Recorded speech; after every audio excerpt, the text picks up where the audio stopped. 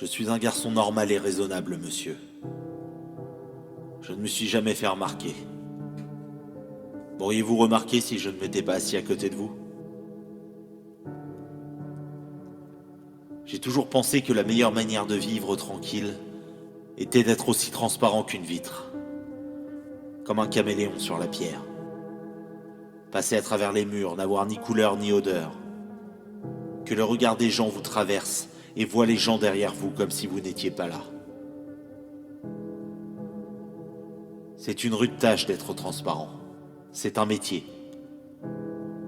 C'est un ancien, très ancien rêve d'être invisible. Je ne suis pas un héros. Les héros sont des criminels. Il n'y a pas de héros dont les habits ne soient trempés de sang, et le sang est la seule chose au monde qui ne puisse pas passer inaperçue. C'est la chose la plus visible du monde. Quand tout sera détruit, qu'un brouillard de fin recouvrira la terre, il restera toujours les habits trempés de sang des héros. Moi, j'ai fait des études. J'ai été un bon élève. On ne revient pas en arrière quand on a pris l'habitude d'être un bon élève.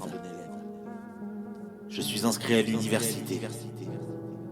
Sur les bancs de la Sorbonne, ma place est réservée, parmi d'autres bons élèves au milieu desquels je ne me fais pas remarquer. Je vous jure qu'il faut être un bon élève, discret et invisible pour être à la Sorbonne. Ce n'est pas une de ces universités de banlieue où sont les voyous et ceux qui se prennent pour des héros.